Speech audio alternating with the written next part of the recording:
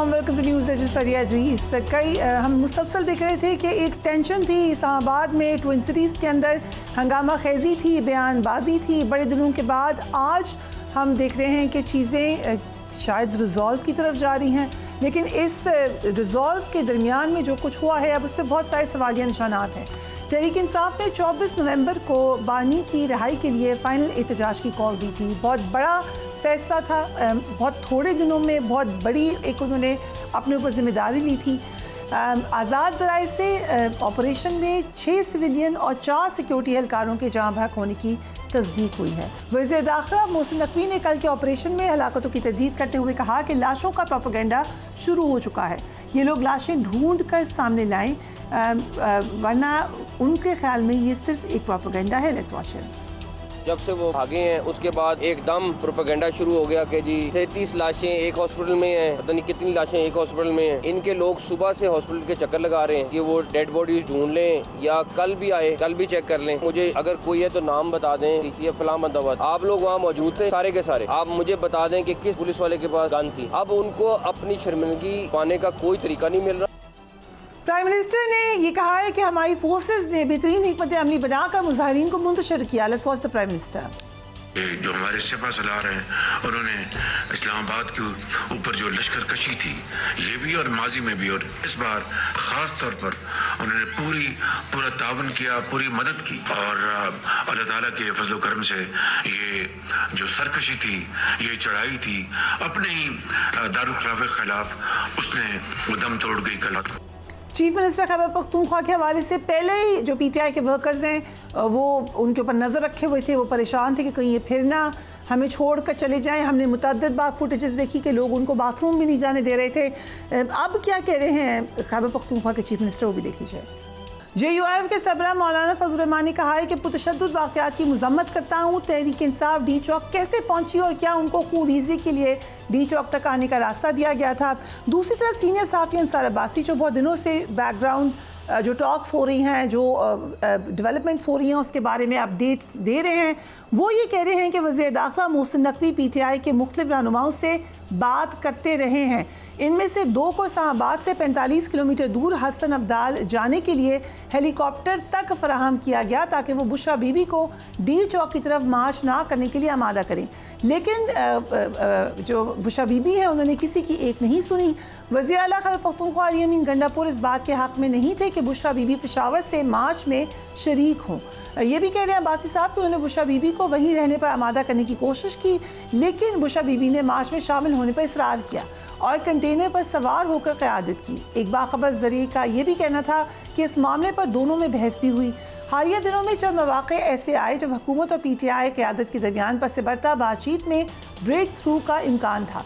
पहला मौका वो था जब 24 नवंबर की एहतजाजी मार्च की तारीख से 3 दिन पहले दोनों फरीकैन को बाज़ाब्ता बातचीत करने का मौका मिला, लेकिन बानी PTI ने गुज़िश्ता जुमे तक अपनी रिहाई की शर्त रख दी, जिस पर हुकूमत नहीं मानी। एहतजाजी मार्च के दूसरे रोज़ पीर को PTI के 2 रहनुमाओं यानी बैरिस्टर गौहर और बैरिस्टर सैफ को बानी से मुलाकात की सहूलत दी गई। बानी PTI ने उनको रहनुमाओं से मुलाकात के बाद डी चौक तक मार्च ना करने और इस्लामाबाद के मुज़ाफ़ाती इलाके संगजानी पर धरना देने की रजामंदी दी। बानी PTI ने गंडापुर से फ़ोन पर बात भी की। बानी का पैगाम बुशरा बीबी को अली अमीन गंडापुर साहब ने, उमर अयूब और दीगर रहनुमाओं ने पहुँचाया, लेकिन उसके बावजूद बुशरा बीबी ने मार्च डी चौक तक जारी रहने पर इसरार किया। सो ये कुछ बैकग्राउंड इन्फॉर्मेशन है जो हमें अब्बासी साहब ने दी है। We have Fazal sahab, thank you so much for joining us on the programme. Exactly क्या हुआ है कल, how do you look at that?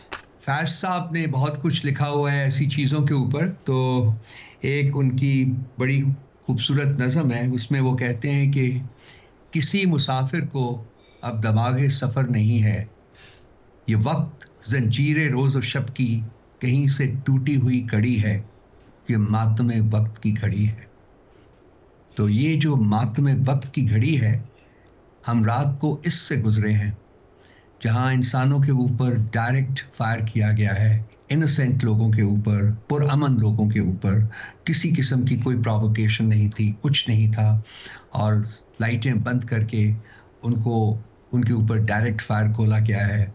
और उसके बाद दोनों हॉस्पिटल जहाँ के मरने वालों की लाशें गई हैं और ज़ख्मी गए हैं, मैं सुन रहा था आपके प्रोमो में वो चला रहे थे कि जो हुकूमती वज़रा जो है वो बातें जो कर रहे हैं, जो झूठ का पलंदा है, हर किस्म की इंफॉर्मेशन जो है उसको कंटेन कर दिया गया है, शवाहिद मिलने की जो जगह हैं उनके ऊपर कंट्रोल हासिल किया हुआ है।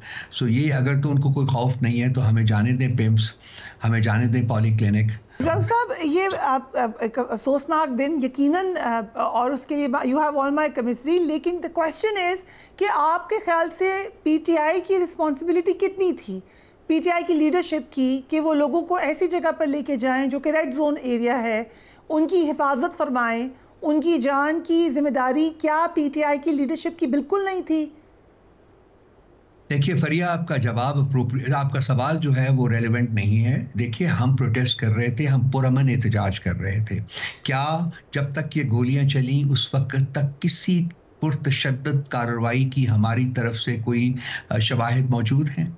बिल्कुल नहीं है। My question sir, कि did you not anticipate कि क्या हो सकता है? ये लोगों के बच्चे हमारे साथ आए हुए हैं, हम खुद तो निकल जाएंगे लीडरशिप, या हम वहाँ पे जाएंगे ही नहीं। There must be a reason कि आपकी मेन लीडरशिप वहाँ पर मौजूद ही नहीं थी। Where were you? Where were others? आप ये कह रही हैं कि क्या हमें पता नहीं था?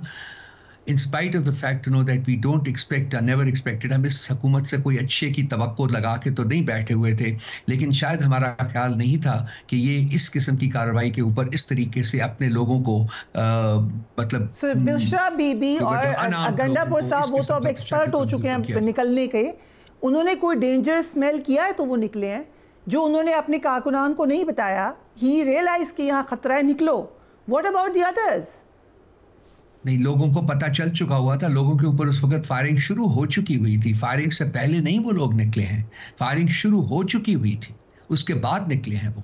तो ये बहुत लातादाद वीडियोस हैं जहां अली अमीन गंडापुर को उनके वर्कर्स नहीं जाने दे रहे, वो कि आपने नहीं जाना, they kept an eye on him. Bushra Bibi वहाँ पर मौजूद थी। उसके अलावा please give me name of your main leadership जो वहाँ पर थी। उमर अयूब साहब थे, और कौन था? बहुत लोग थे जी, जो लोग थे उनमें वो भी खड़े हुए थे। वो जो कंटेनर था उसके ऊपर नजर आपको नहीं आते, लेकिन बहुत सी लीडरशिप मौजूद थी। और मेरा ख्याल, मैं आपसे इसलिए पूछूं, मुझे एग्जैक्टली पता है वहाँ कौन कौन था। Were you there? I was not there. I was doing my work. I don't go to these functions. It was not a function, sir. It was a matter of do or die, जो कि call political rallies पे नहीं जाता बीबी, मैं political rallies पे नहीं जाता। So sir, आपके कुछ MPs और कुछ MNAs वहाँ पर ज़रूर मौजूद थे शाम को 6-7 बजे, और वो आपकी लीडरशिप को कह रहे थे कि यहाँ से निकले क्योंकि यहाँ पर अब ऑपरेशन हो सकता है। They were well aware of the fact. The question is कि ये बात लोगों को क्यों नहीं बताई गई? इस पर कोई डिलिबरेशन हुई, या मे बी शायद हुई, जो आपको पता हो, मुझे नहीं पता। सो आप लोगों को बिल्कुल अंदाज़ा, सब लोगों को पता चल रहा था। फरिया, आप प्री सपोज ना करें ना रियलिटी को, आप सवाल पूछें, आप सवाल के साथ जवाब भी उसका दे रही हैं, ये ऐसा ना करें ना। Don't be unfair. I don't know, चले आपको लग रहा है कि I am unfair, I will stay quiet। आप बताइए क्या हुआ था? मेरी अर्ज ये है कि जूं हमें पता चलता गया, हमने लोगों को बता रहे थे, हम डेंजर्स के बारे में बता रहे थे, लेकिन हमें ये चीज का अंदाजा नहीं था कि इस तरीके से डायरेक्ट फायरिंग होगी। आप असल इंसिडेंट के ऊपर आए। मेरे से खाली एक्सरसाइज नहीं थी जब आप हजारों के मजमे को लेकर आ जाएंगे डी चौक में। आपके ख्याल से रेड जोन एरिया में लोग चले जाएंगे और कोई रिएक्शन नहीं आएगा? प्रोपोर्शनेट हो सकता है, उसके ऊपर हम बात कर सकते हैं कि प्रोपोर्शनेट टू सेट था, नहीं था, बट क्या रिएक्शन नहीं आना था कोई? देखिए, इस रिएक्शन की तवक्को नहीं करते आप रियासत से। जो रिएक्शन आया है, कोई पुरतशद्दद कार्रवाई, मैं तीसरी दफा रिपीट कर रहा हूं फरिया बीबी, कोई पुरतशद्दद कार्रवाई हमारी तरफ से नहीं हुई। बात सुन लेना, मेरा जवाब सुन लेना, मेरा जवाब सुन ले। Please, I hear your question with patience. Please exercise patience to hear my answer. Right. हमारी तरफ से कोई पुरतशद्दद कार्रवाई नहीं हुई। अगर हुई है तो आप बता दें। अगर पुरतशद्दद कार्रवाई नहीं थी तो क्या रियासत के लिए मौजू था? सर, मीडिया आउटलेट्स के ऊपर हमले हुए, शेख वकास ने अपोलोजाइज किया, आपकी लीडरशिप ने अपोलोजाइज किया, ऑफिस में घुस के लोगों को तंग किया गया, ये हमारे रिपोर्टर से चीज़ें छीनी गई। ये हो रहा था ना, जब भी बड़ी तादाद में लोग आते हैं कुछ भी अनरूली हो सकता है। दिस इज समथिंग इतना मुद्दा है नहीं हुई कि जो लोग लेके गए मारा गया, उनको पुरतशद्दद कार्रवाई नहीं हुई। मैं ये अर्ज कर रहा हूँ, बार बार कर रहा हूँ, हमारी तरफ से कोई पुरतशद्दुद कार्रवाई नहीं की गई। अच्छा, न्यूज़ के ऑफिस में जाके डायरेक्टर को मारना आपकी नज़र में पुरतशद्दुद कार्रवाई नहीं है? कोई मारा नहीं है, किसी को नहीं मारा। जो उन्होंने रिग्रेट कर दिया है, अगर किसी से ज्यादती हो गई, कोई ऑड इंसिडेंट हो गया, वो पुरतशद्दुद नहीं था, उसका भी उन्होंने, शेख वकास साहब ने उसको रिग्रेट कर दिया था उसी वक्त ही, मामला ठीक हो गए थे, कोई प्रॉब्लम नहीं था। मुझे ये सिर्फ बता दीजिए, मैं सवाल आपसे अर्ज कर रहा हूँ कि क्या आप रियासत की इस कार्रवाई को जस्टिफाई कर रही हैं?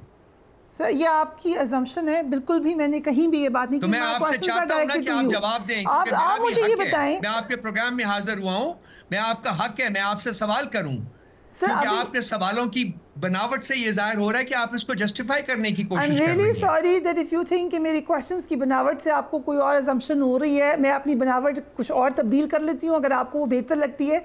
मगर सवाल मेरा यही है कि आपको किसी स्टेज पे नहीं लगा कि इन लोगों को ख़तरा है और हम अब इनसे कहते हैं कि कोई ऑल्टरनेट लो? जिस वक्त संजानी ऑफ़र हुआ, जो कि बैरिस्टर सैफ आपकी पार्टी के हैं, उन्होंने कहा कि हम उस पर खान साहब भी मान गए थे, और जब वो नहीं बात सुनी गई तो आपको नहीं महसूस हुआ कि अब कोई ख़तरा हो सकता है?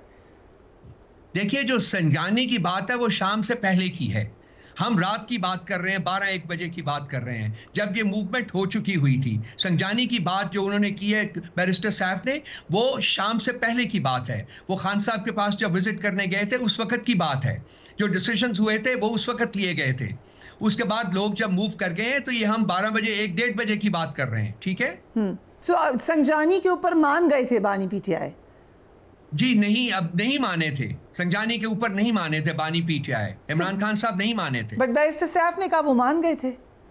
जी, वो उन्होंने, वो जो बैरिस्टर सैफ की बात को मेरा ख्याल मिस इंटरप्रेट किया गया है। संजानी के ऊपर बात हुई थी लेकिन वो नहीं माने थे, अल्टीमेटली नहीं माने थे। आखिर में it was Bushra Bibi who decided कि हम आगे जाएंगे, लेकिन कारकुनान चले गए रेड जोन में, डी चौक में, और वो कहते रहे लीडरशिप से कि आप आएँ। लीडरशिप वहाँ नहीं गई, इसकी क्या वजह थी? देखिए, ये एग्जाम्पशन है आपकी कि लीडरशिप वहां नहीं गई, नंबर 1 बात। नंबर 2, पार्टी सुन लेना, डी चौक पे नहीं गए, वो डी चौक पे नहीं गए, मैं आपको बता रही हूं।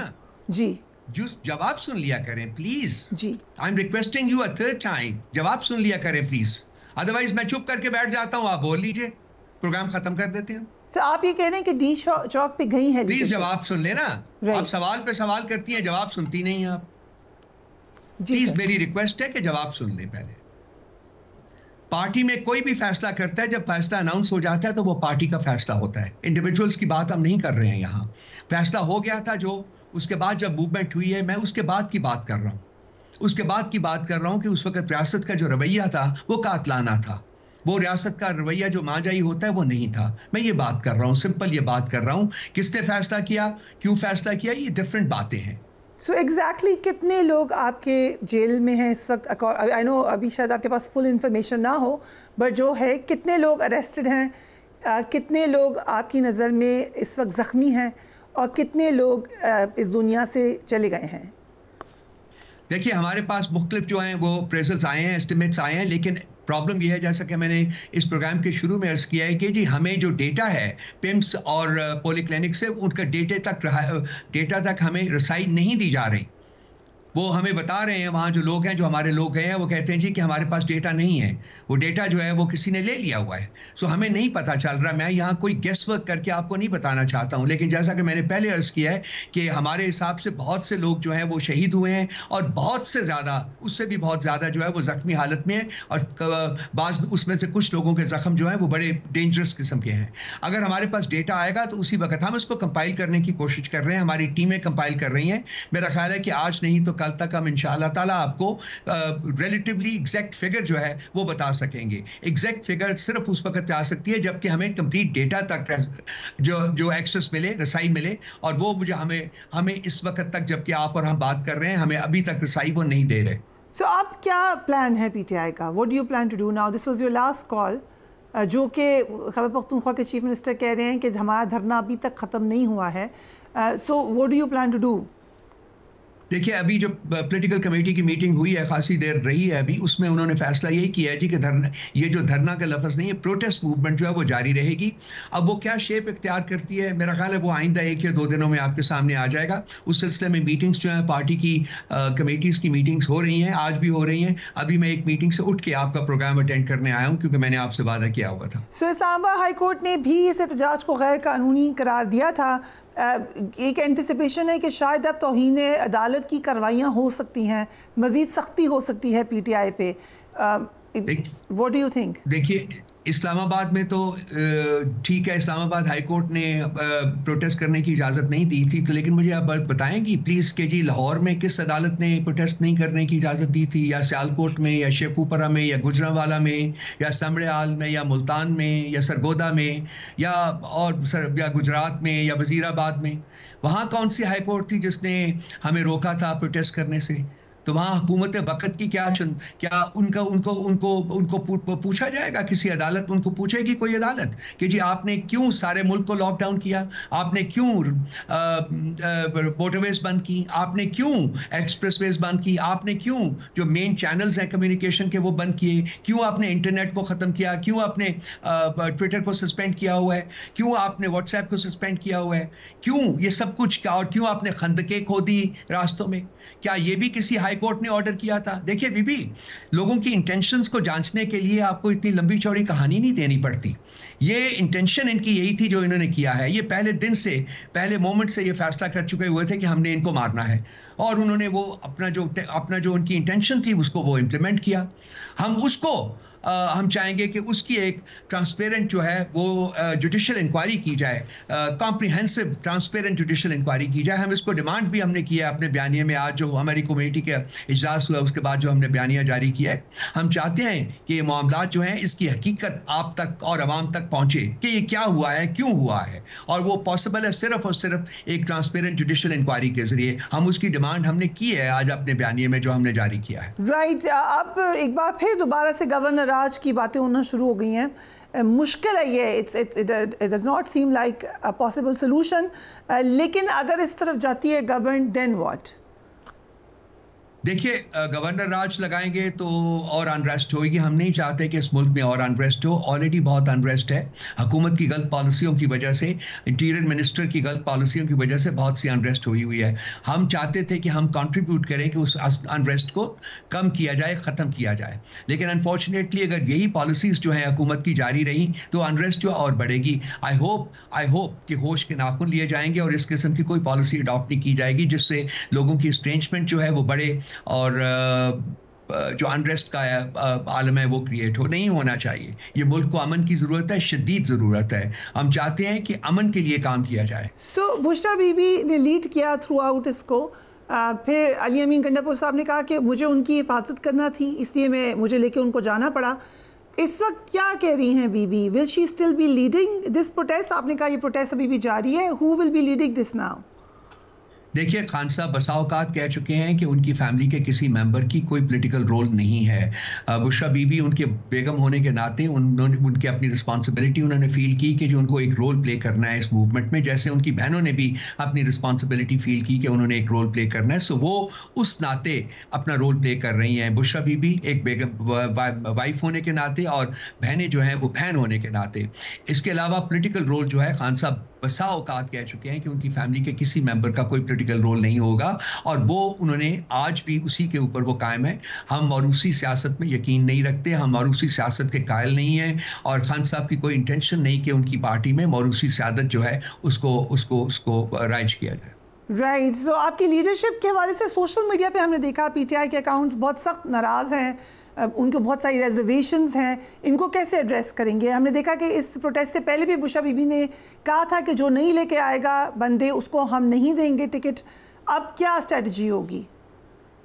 खान साहब इंशाल्लाह ताला इसका फैसला करेंगे जी। जो नाराज़गी होती रहती है हमारे लोगों की, वो हमारे लोग हैं, उनकी नाराज़गी सर आंखों के ऊपर, हम उनसे प्यार करते हैं, वो हमसे प्यार करते हैं, और वो इसी प्यार और मोहब्बत के ज़रिए हम ये मसाइल जो हैं इंशाल्लाह ताला इनको हल करेंगे। उनसे हमारी कोई लड़ाई नहीं है, ना कभी थी, ना है, ना होगी। उनको पूरा हक हासिल है कि वो तनकीद करें। अगर वो कुछ देखते हैं कि पार्टी में गलत हो रहा है तो उनको हक तनकीद हासिल है, हम कभी उनसे हक तनकीद नहीं लेंगे। लेकिन ये मामलात पार्टी के मामलात हैं और इंशाअल्लाह पार्टी के अंदर ही इनको सेटल कर लिया जाएगा। Right, Rafas and Saab, thank you so much for joining us. We'll take a break and we will be right back.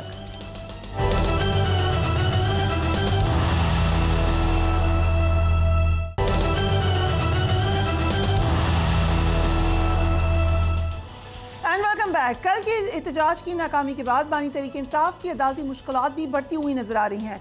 आज बानी पीटीआई की 9 मई के 8 मुकदमात में जमानत की दरख्वास्त मुस्तरद हो गई। इन मुकदमात में ज़मानत मुस्तरद होने के बाद बानी तहरीक इंसाफ के मिलिट्री ट्रायल का भी इम्कान दोबारा बढ़ता हुआ नजर आ रहा है। आज 9 मई के 8 मुकदमात की समाअत इंसदाद दहशतगर्दी अदालत के जज मुजफ्फर अली गुल ने की। बानी तहरीक इंसाफ की जानिब से बैरिस्टर सलमान सफदर अदालत में पेश हुए। जो कुछ हुआ आज की समाअत पे उस पर एक नज़र डालते हैं। बैरिस्टर सलमान सफदर ने अदालत में दलाइल देते हुए कहा कि बानी पीटीआई की राय का गलत रिएक्शन आवाम की तरफ से आया। बानी पीटीआई के 240 से ज़ायद मुकदमात में वकालत कर चुका हूँ। कोई ऐसा दफ़ा नहीं है जिसके तहत मुकदमा दर्ज ना हुआ हो। साइफा का मुकदमा सुप्रीम कोर्ट तक गया। बानी तमाम में रिलीफ मातहत अदालतों से ले चुके हैं। वकील बानी तहरीक इंसाफ ने कहा कि हर मुकदमे में मुद्दई पुलिस वाले हैं। हुकूमत googly leg break off break दूसरा तीसरा फेंक चुकी है। कभी कहते हैं साजिश इस तरह हुई, फिर कहते हैं नहीं इस तरह हुई। बुशरा बीबी को 12 मुकदमात में शामिल किया गया कि साजिश में ये भी मुलविस थी। तोहमत लगाना आसान और साबित करना मुश्किल होता है। बैरिस्टर सलमान सफदर ने कहा कि मैं आपसे डिस्चार्ज या मुकदमे का अखराज नहीं मांग रहा, आप ये सहूलियात दे भी नहीं सकते। काफ़ी अरसे से मुल्ज़िम कैद है, मैं अदालत से ज़मानत मांग रहा हूँ। स्पेशल प्रोसिक्यूटर राव अब्दुल जब्बार ने अपने दलाइल में कहा कि तमाम केसेस सरकार से बगावत और हसास तनसीबात पर हमले के हैं। मुल्ज़िम के इशारे पर 200 तनसीबात पर हमले किए गए। सोशल मीडिया पर कहा गया कि आज हकीकी जहाद का दिन है। प्रोसिक्यूटर ने दलाइल में मजीद कहा कि कैंट की मखसूस जगहों पर आम लोगों का चलना जाना ममनू है। किसी होटल या नाकली में दूध दही की दुकान पर हमला क्यों नहीं किया गया। दूसरी जानिब हमने ये भी देखा कि सुप्रीम कोर्ट के आईनी बेंच ने पीटीआई के एहतजाज के दौरान मुबैना हलाकतों पर अज खुद नोटिस लेने की इस्तदा मुस्तरद कर दी। मौसमियाती तब्दीली अथॉरिटी से मुतालिक केस में additional advocate general Khyber Pakhtunkhwa video link के जरिए अदालत में पेश हुए। ये भी एक डेवलपमेंट है। अली गौहर साहब, thank you so much for joining अस। लग ये रहा है कि PMLN अब अपनी लेगेसी ये छोड़ रही है कि हमारे अंदर कोई बर्दाश्त नहीं है, किसी किस्म की हम आपको स्पेस नहीं देंगे, ना छोड़ेंगे, जो जेल में है वो जेल में रहेगा। ये आप अपनी लेगेसी छोड़ना चाह रहे हैं। बिस्मिल्लाहिर्रहमानिर्रहीम। देखिए फ्रिया, जाहिर है कि मामलात अदालतों के अंदर हैं और अदालतों में तो इनको 8-8 मिनट में 8-8 जमानतें भी मिलती रही हैं, बाकी जमानतें भी मिली हैं, बरीयत भी होती रही है। तो फिर आप अदालतों के ऊपर कार्रवाई कर देते हैं, आप जजेस को बुरा भला कहना शुरू कर देते हैं। स्पेस नहीं देनी आपने उनको। देखिए बात यह है कि जजेस को हम बुरा भला नहीं कहते। जजेस के बारे में तो जो जुबान के इस्तेमाल करते रहे हैं और बानी पीटीआई खुद करते रहे हैं, जिस तरह खातून जज को धमकियां लगाते रहे, वो किसी से डका छुपा हुआ नहीं। बहुत बुरा करते रहे हैं। अभी आ जाए ना, अभी आप लोग क्या कर रहे हैं? आप कह रहे हैं एहतजाज नहीं करने देंगे, कंटेनर्स हम लगा के लोगों को मुश्किल करेंगे, फिर बुलाएंगे, फिर कार्रवाई करेंगे। देखिए आज आईजी इस्लामाबाद ने प्रेस कॉन्फ्रेंस की।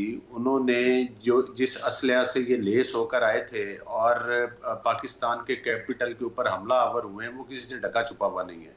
वो असला बरामद कर लिया गया है, वो CCTV कैमरे जो हैं वो तोड़े गए, इसके बावजूद इनका पूरा रिकॉर्ड मौजूद है। और जिस तरह से ये असला से लेस होकर आए और जिस तरह से ये सारे निज़ाम इस्लामाबाद को टेक ओवर करना चाह रहे थे असले की दौर के ऊपर और दहशतगर्दी के दौर के ऊपर, और जिस तरह से इन्होंने ना सिर्फ 4 लोगों को शहीद किया बल्कि बेशुमार पुलिस वालों, किसी की टांगे तोड़ दी, किसी के बाजू तोड़ दिए। ये कौन सी रविश और तरीका सियासत और कौन सा पुरअमन एहतजाज है भाई? अगर इनको इस तरह से देखिए, इट्स योर वर्जन सर, ये आपका एक मौक़िफ़ है, बहुत काबिल एहतराम है।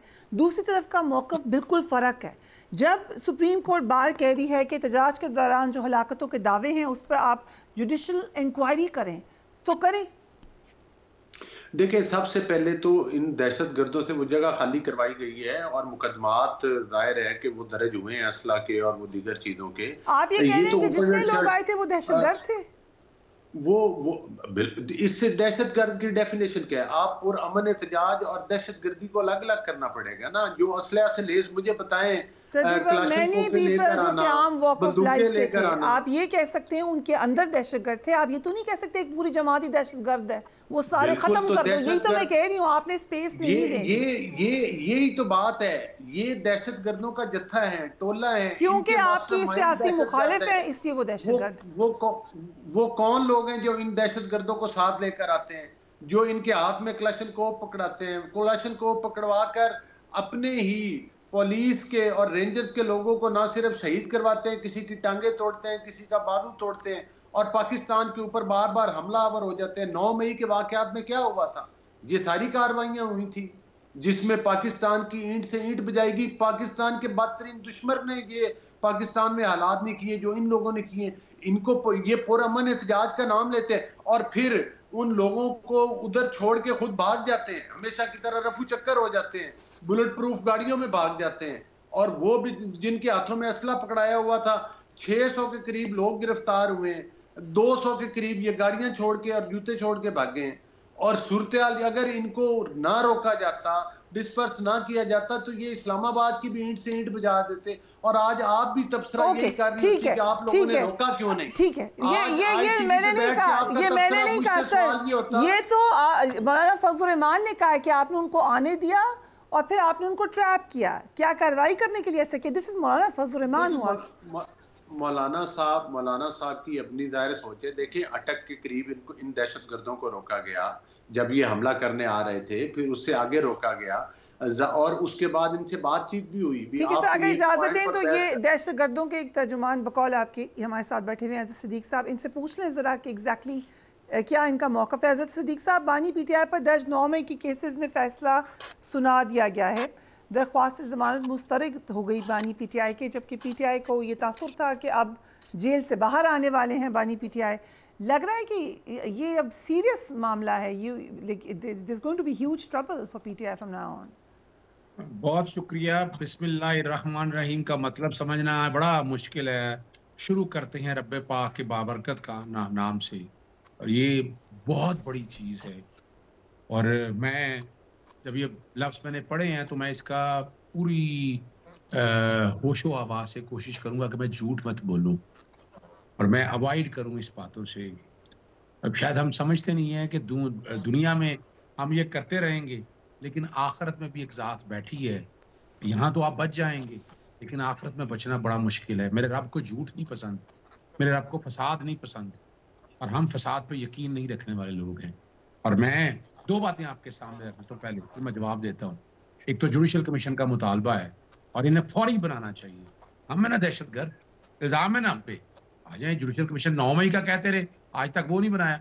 अच्छा, ये CCTV फुटेज खराब हो गई, पर आपने अच्छा ये सारा जो कुछ था, तो लाइटें बंद करने की क्या जरूरत थी? गोलियों की थरथराहट जो वहां लोगों ने सुनी, वो क्यों सुनी? फर्श क्यों धोए? यानी ये जवाब दे देना, रातों रात बैठकर फर्श धो दिए, किस लिए? गाड़ियां कैसे धोई? यासर अयूब इनके नुमाइंदे हैं, जरा सुने तो सही ना कि उन्होंने क्या ट्वीटें की हैं। अच्छा, अल्लाह ताला हिदायत दे इनको। ये पॉलिटिकल स्पेस खत्म करते जा रहे हैं। कल कोई नहीं, अल्लाह ताला यानी यहाँ तो लोग बददुआ दे रहे हैं ना, कल ये भी फेस करें। मैं बददुआ देता हूँ कि ये जिन जमातों ने ये किया, कल ये फेस करें वो, लेकिन हम इनके साथ खड़े होंगे।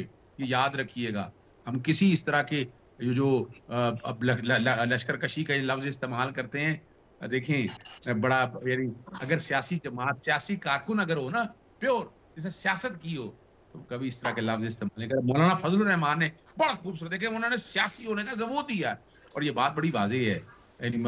अपना मोहसिन नकवी क्या कहते थे? 5 मिनट में भून के रख देंगे। क्या करेंगे 5 मिनट में? और वही हुआ। फिर आपने देखा नहीं कंटेनर के ऊपर से नमाज पढ़ते हुए क्या कुछ हुआ, वो क्या बताऊं मैं आपको।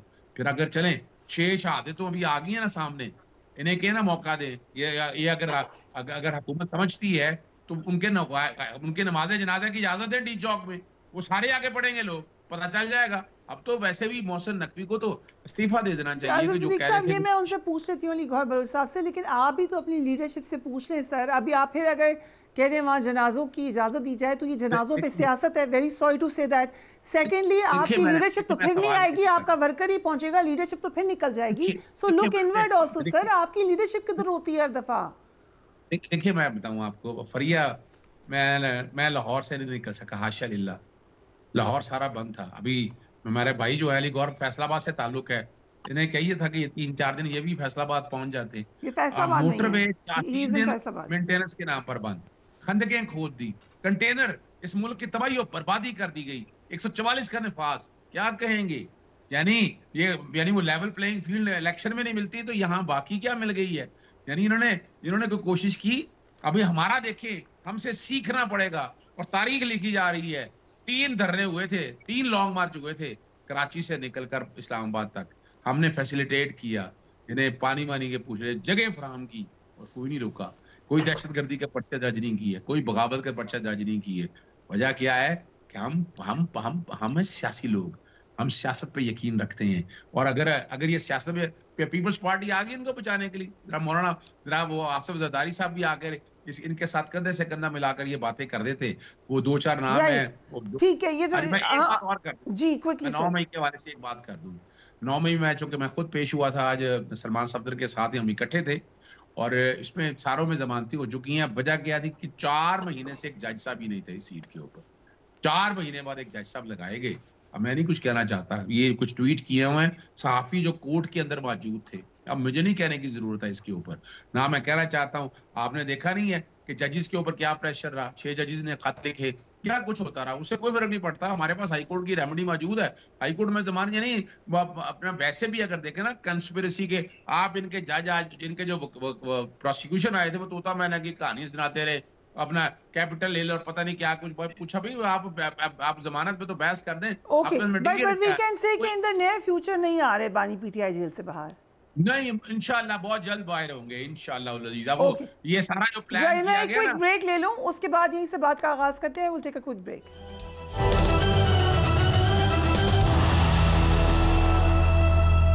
And welcome back. Ali Gohar Baloch sahab, Ahsan Iqbal साहब और खुर्रम दस्तगीर खान साहब, दोनों पीएमएलएन के सीनियर लीडर्स ने कहा कि गवर्नर राज लगाएंगे। फिर इरफान सिद्दीकी साहब ने भी लिखा दोबारा पीटीआई को बैन करने की बात हो रही है। आप खुद एक पॉलिटिकल वर्कर हैं, आपके ख्याल से ये पॉसिबिलिटी है, ये किस कदर ख़तरनाक रास्ता है कि 2/3 मेजॉरिटी है एक जमात की एक सूबे में, और आप कह रहे हैं हम गवर्नर राज लगाएंगे? देखिए फ्रिया, बात ये है कि मैं बिल्कुल एक पॉलिटिकल वर्कर हूँ और जिस तरह से अभी बिस्मिल्लाहिर्रहमानिर्रहीम पढ़ के मतलब एक झूठिया बयानिया आपके प्रोग्राम में पेश किया गया है, मतलब कोई एक हद होती है। आपने 9 मई के वाक़यात करके भी आपका दिल ठंडा नहीं हुआ। आपने पाकिस्तान की ईंट से ईंट बजाई और चुन चुन के टारगेटेड अटैक किए। फिर आपकी एक सूबे में हुकूमत है, आप वहाँ के तमाम वसाइल लेकर पाकिस्तान के ऊपर हमलावर हो जाते हैं ब्लैकमेल करने के लिए हुकूमत को, और वो भी उस वक्त जब किसी न किसी मेहमान मुल्क से कोई ना कोई सरबराह आया होता है पाकिस्तान के। मतलब है कि आपको ये भी ख्याल नहीं है और आपको ये भी लिहाज नहीं है कि चले 2 दिन उसका ही इंतज़ार कर लें। फिर आप उन लोगों को जिनके हाथों में आप असलहा पकड़ाते हैं, ये कौन सा पुरअमन एहतजाज है? अगर आज हम उनको ना रोकते तो फ्रिया साहिबा, आज आपके प्रोग्राम में मुझसे ये सवाल होता, ये लोग जो असला लेकर आ रहे थे आपने रोका क्यों नहीं है? जिस तरह से कि लाहौर में सहाफ़ी सवाल करते हैं, आज भी टॉक शोज में कहते हैं उन्होंने कोर कमांडर हाउस को जला दिया, उन्होंने तमाम लाहौर की अहम तनसीबात शोधा के मुजस्मों को तोड़ दिया। इंतजामिया किधर सो रही थी? रोका क्यों नहीं गया? जब रोका गया, आप ये देखें कि किसी को मां सिवाय वो जो आंसू गैस का इस्तेमाल किया गया या वो रबड़ वाली गोलियां या जो भी पूरी दुनिया में, और ये तो क्लशनकोफे बरामद हो चुकी हैं, पूरा असलहा बरामद हो चुका है। ये तो चले हम उसकी स्ट्रैटेजी पर और ऑपरेशन की बात करें। मेरा क्वेश्चन गवर्नर है, ये पॉलिटिकल हाल आप बता रहे हैं, आप कह रहे हैं कि हम गवर्नर राज लगा देंगे, ये किस किस्म का पॉलिटिकल हाल है? किसी दहशतगर्द जमात को किसी सूबे के अंदर अगर आप इक़्तिदार देंगे, किसी दहशतगर्द जमात को, who are you to decide कि किसका इक़्तिदार है? ये वोट के थ्रू डिसाइड होता है। नहीं, वोट मुझे बताएं, फिर तालिबान की भी वोटिंग में उनको भी हिस्सा लेने दें। आप केपीके में देख लें, ये फिर पीटीआई वाले दहशतगर्द जीतते हैं या तालिबान वाले जीतते हैं, उनको भी हिस्सा लेने देना। कॉन्स्टिट्यूशनली अगर वो क्वालिफाई नहीं करते to compete in the election, yes आपने तो बल्ला भी ले लिया, आपने तो हर तरीके से कोशिश की डिस्क्वालीफाई करें, लेकिन लोगों ने फिर इलेक्ट कर लिया उनको। इलेक्शन कमीशन वो इलेक्शन कमीशन ने लिया और इन्होंने अपने इलेक्शन इन कराई। ये सियासी जमात ही नहीं है। दूसरी मैं ये आपसे गुजारिश, चलिए इलेक्शन कमीशन ने लिया, लेकिन इत्तेफाकन आपको फायदा हो गया उसका या नहीं हुआ फायदा, तो वैसे कोई नहीं हुआ आपको। कि मुझे बड़ी खुशी होती है कि जब आप 1 सेकंड के अंदर 4 सवाल मुझसे पूछती हैं, और जब क्योंकि आप इस कदर काबिल है, मुझे पता है आप चारों का जवाब देंगे, मुझे पूरा ट्रस्ट है अपने भाई पर। सवाल खत्म हो जाते हैं, चलिए जवाब दे, सवाल खत्म हो जाते हैं। लेकिन मैं आपके प्रोग्राम की वसातत से एक बात जरूर करूंगा, अगर आप मुझे रोकेंगी। मैं कहता हूं कि वो किन की हुकूमत थी जब टीएलपी के लोगों को सीधी गोलियां मारी गई थी? किस उस वक्त की वो कौन सी हुकूमत थी जिसने एक उस वक्त की मजहबी जमात को बैन किया था और पाबंदी लगाई थी? वो कौन सी हुकूमत थी जब साहिवाल में मासूम बच्चों के सामने उनके वालिदैन को गोलियों से भून दिया गया था? तो मुझे ये बताएं, आज ये दहशतगर्द एक सूबे में हुकूमत लेकर बैठे हुए हैं और मुल्क के कैपिटल के ऊपर पुरअमन एहतजाज, क्या हुकूमत ने ऑफर नहीं कराई कि हम आपको जगह देते, आप एक जगह पर बैठ के एहतजाज करें? लेकिन पुरअमन एहतजाज से तो इनका दिल ठंडा नहीं होता ना। इनका तो दिल ठंडा होता है कि पुलिस वालों की टांगे और बाजू तोड़ दिए जाए। आज अपने प्रोग्राम में उनके लवाहिकीन को बुलाती ना आप, जिनके बाजू टूटे पड़े हैं, जिनकी टांगे टूटी पड़ी हैं, उनका भी इंटरव्यू करती है आज अपने प्रोग्राम में बिठा के, उनके दिलों पे क्या गुजरी है। वो भी किसी के भाई हैं, वो भी किसी के मतलब है घर के वो वारिस है। जिन लोगों की टांगे तोड़ी, उन पुलिस वालों की क्या, एक पुलिस वाले को चौकी से पकड़ के उस पुरतशद्दद हजूम ने उसकी टांगे और बाजू तोड़ दी।